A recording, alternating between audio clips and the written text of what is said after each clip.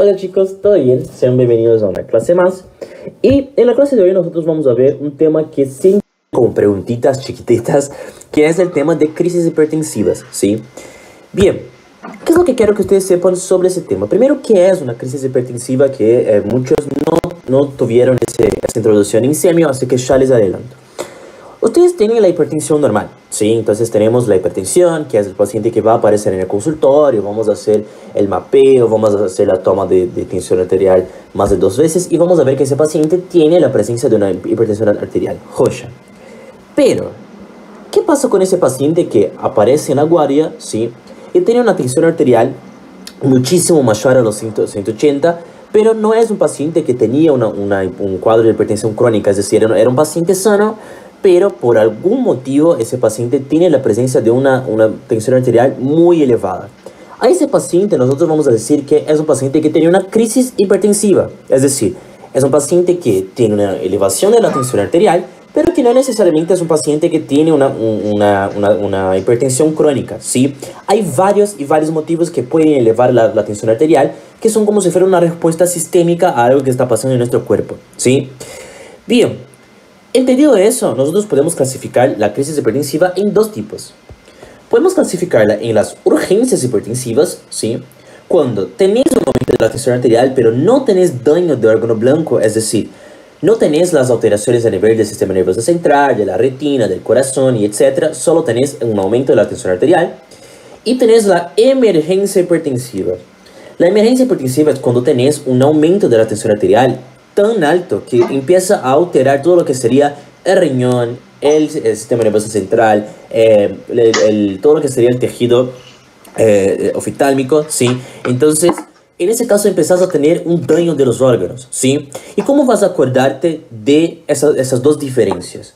Primero que, cuando tenés emergencia, vas a tener la M de muerte, ¿sí? Muerte de los órganos. Tenés un daño en los órganos blancos, ¿sí? Bien. ¿Qué causas pueden llevar a que tengas una crisis hipertensiva? Pregunta de examen.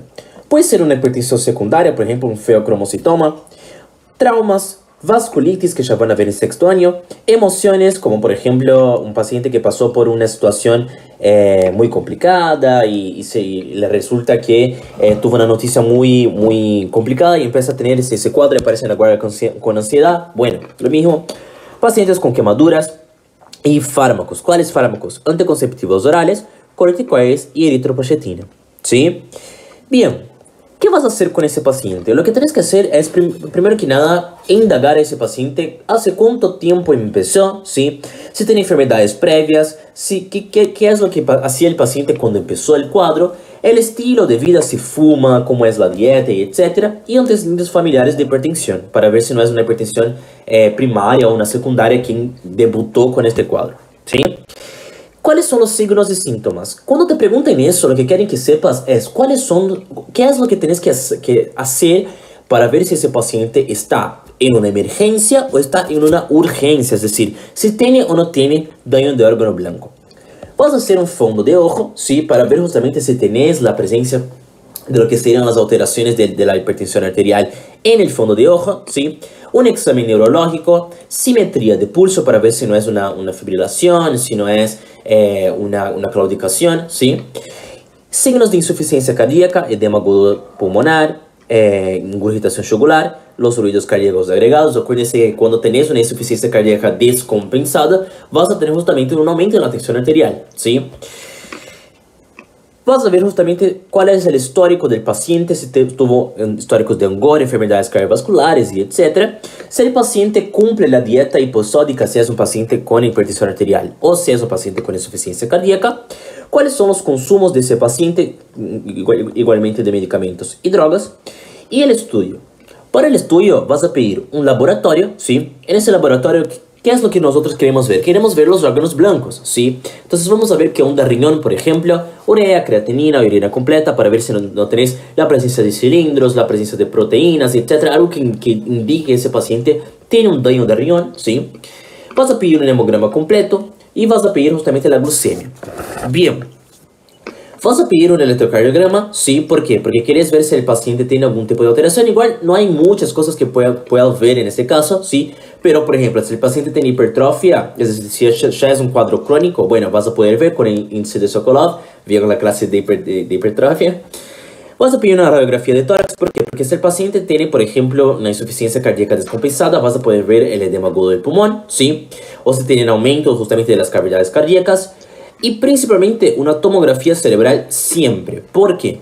Acuérdense que cuando tenés un paciente que tiene una alteración justamente de la perfusión a nivel del sistema nervioso central, lo que hace el cuerpo es automáticamente aumentar la tensión arterial, ¿sí? Es decir, me está faltando sangre acá en el cerebro. Entonces lo que hace el cuerpo es abrir la canilla, ¿sí? Aumentar la fuerza para que esa sangre llegue a nivel del sistema nervioso central. Entonces, ese paciente que tiene una tensión arterial, lo primero que nosotros tenemos que indagar es, obviamente dependiendo de la edad y los factores de riesgo, que vamos a ver en la era 3, es, ¿será que ese paciente no está teniendo no es un signo de un accidente cerebrovascular? ¿Sí? ¿Será que no es una isquemia que está haciendo con que aumente justamente la perfusión y eso aumenta la tensión arterial? O si no, ¿será que no es una hipertensión endocraniana y eso está haciendo con que el cuerpo, para aumentar tratar de vencer esa resistencia, aumente la tensión arterial? ¿Sí? Entonces lo primero que tenemos que hacer es eso. ¿Por qué? Porque en ese caso nosotros no podemos bajar la tensión arterial del paciente, ¿sí? Porque si no, nosotros vamos a estar bajando justamente lo que está haciendo con que el paciente tenga la perfusión a nivel del sistema nervioso central, ¿sí? Entonces primero indagamos eso y después hacemos el tratamiento. Bien. En el caso de la urgencia hipertensiva, acuérdense que era cuando yo no tengo el daño de órgano blanco, ¿sí? Y en ese caso lo que voy a hacer es dejar al paciente en reposo, ¿sí? Así de simple. Voy a dejar al paciente ahí en la canilla, voy a calmarlo, ¿sí? Y en la gran mayoría de las veces eso ya es suficiente, ¿sí? En el caso de que nosotros no podamos bajar la presión del paciente, en ese caso nosotros lo que podemos hacer es empezar con los fármacos. Es decir, si dejé por 10 minutos no funcionó, voy a tratar de dejar un poquito más, de 60 a 90 minutos, y si no, empiezo con los fármacos. Los fármacos, ¿sí? Acuérdense que después de esa clase yo voy a estar subiendo la clase de fármacos, ¿sí? Para que ustedes puedan más o menos entender cómo funciona cada fármaco, etc. Pero lo que quiero que sepan es, los fármacos que se usan acá, en este caso, son fármacos que nosotros decimos drogas titulables. Es decir, son drogas que yo puedo controlar más o menos cuánto voy dando al paciente, ¿sí? Esas drogas como hidroclorotiazida, amlodipina y enalapril son drogas que yo puedo dar de manera oral, ¿sí? No necesariamente son drogas que puedo dar de manera intravenosa y hacer la titulación. Pero en esos casos son drogas que ayudan muchísimo, y la manera con que quiero que ustedes se acuerdan es que son las mismas drogas que usamos en la hipertensión arterial, ¿sí? Entonces acuérdense, en la urgencia hipertensiva, como es algo más simple, yo puedo usar las mismas drogas que voy a usar en la hipertensión arterial, ¿sí? ¿Cuáles son? Hidroclorotiazida, amlodipina o enalapril, ¿sí? Yo voy a dar esas drogas a esos pacientes y voy a esperar para ver si justamente tienen el efecto. Ya en el caso de la emergencia hipertensiva, en ese caso la cosa es un poquito más complicada. Acá sí tengo daño de órganos blancos. ¿Cuáles son esos daños que puedo tener? Insuficiencia cardíaca o hipertrofia, ¿sí? Retinopatía, edema agudo del pulmón, insuficiencia renal aguda, ¿sí? Con proteinuria o hematuria, hipertensión portal o coartación de la aorta, ¿sí? En esos casos son situaciones que me pueden llevar por tener la tensión arterial tan elevada. Bien, ¿cuáles son las causas que pueden llevar justamente que ese paciente tenga ese tipo de cuadro? Puede ser una encefalopatía hipertensiva, sí, que es justamente lo que les dije, así como el accidente cerebrovascular, disección de aorta, insuficiencia cardíaca, uso de drogas por adicción, o sea, hay muchas causas, ¿sí? ¿Qué es lo que quiero que sepan en ese caso? En ese caso es una emergencia, es decir, puede haber muerte. Entonces, rápidamente ese paciente tiene que estar con la colocación de vías, ¿sí? Tenemos que ponerlo en la UTI o la UCI, ¿sí? Y en ese caso, nosotros lo que vamos a hacer es, no debemos bajar mucho la presión arterial del paciente por menos que 110 milímetros de mercurio. ¿Por qué? Porque acuérdense de lo que les dije sobre la isquemia. Si yo le bajo mucho sin saber que el paciente está cursando con algún tipo de isquemia, voy a empeorar el cuadro y voy a aumentar justamente la zona de stroke, ¿sí? Y yo no quiero eso. Entonces, lo que voy a hacer es bajar la tensión arterial, pero no mucho. Hay libros que dicen que ustedes deberían bajar por lo menos hasta un 20%, no más que eso, ¿sí? Bien, ¿cuál es el tratamiento? En este caso nosotros vamos a usar drogas titulables, ¿sí? Es decir, vamos a usar drogas en que nosotros aplicamos en el paciente y tenemos que estar ahí al lado del paciente viendo justamente cómo responde rápidamente, y con eso vamos regulando el fármaco, ¿sí? No es un fármaco que puedes dárselo al paciente e irse a por un café, porque puede complicarse, ¿sí? Entonces, en este caso nosotros vamos a tener la nitroglicerina, ¿sí? Que ya vayan aprendiendo porque es un fármaco muy importante que vamos a usar en el infarto principalmente, pero en muchos otros cuadros, ¿sí? El nitroprusiato de sodio y el labetalol, ¿sí? Esas drogas son drogas titulables, es decir, son drogas que ustedes van a aplicar, justamente pueden dar en bolo o pueden dar por vía, y justamente lo que van a hacer es ir controlando en esos pacientes para ver si responden o no, ¿sí? Bien, en el caso del labetalol, ustedes pueden encontrar como labetalol, ¿sí? También es un fármaco que normalmente viene en ampolla, ¿sí? Viene en una ampollita así. Voy a tener mi momento Art Attack. Tuki. Viene en ampolla y es una ampolla que tiene justamente acá, es líquido, ¿sí? Y lo que nosotros hacemos es agarrar una jeringa, ¿sí? Sacamos todo el líquido que hay acá y vamos a sumar con más o menos 10 ml de suero fisiológico. De fisio, ¿sí? Y lo que vas a hacer es pasarlo más o menos a cada 20 minutos. Entonces, en 20 minutos aplicas más o menos, qué sé yo, 2 milímetros. Después en 20 minutos aplicas otros 2 milímetros hasta que se vaya terminando. Es decir, no aplicas todo de una. ¿Tienen que saber eso? No. Sí, es nada más tipo curiosidad de la vida para que sepan. Para que entiendan más o menos qué significa titulable, ¿sí? Bien. Tenemos la hidralazina, que este fármaco yo quiero que ustedes pongan en la cabeza que es para embarazadas. Pueden usar en cualquier paciente, obviamente, pero en las preguntas del examen normalmente siempre está asociado a embarazadas. Sí, ya vamos a ver bien. Bien. Vimos más o menos qué es la emergencia hipertensiva y cuáles son los daños del órgano blanco.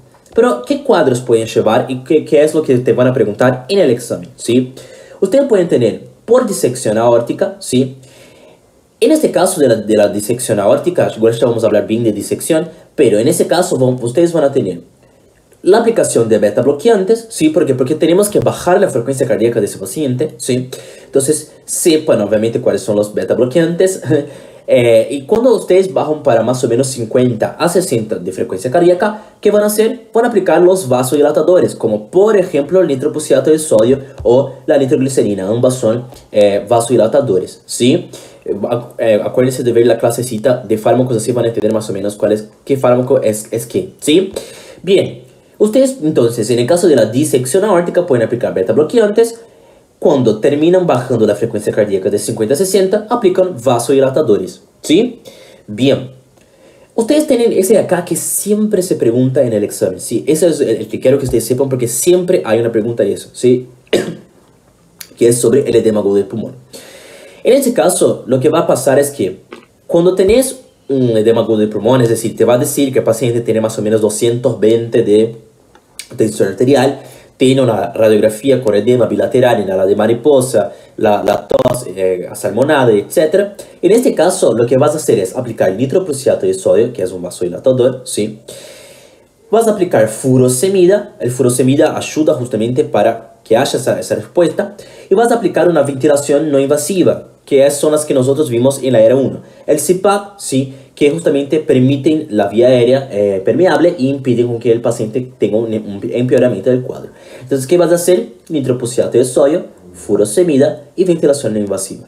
Cuidado para no confundir eso con el tratamiento de una insuficiencia cardíaca con edema agudo del pulmón, que es más o menos lo mismo, pero acá estoy hablando de una crisis hipertensiva con una emergencia hipertensiva con edema agudo, ¿sí? En el caso de la insuficiencia cardíaca descompensada, que ya vamos a ver, es otro tratamiento, pero es básicamente lo mismo, ¿sí?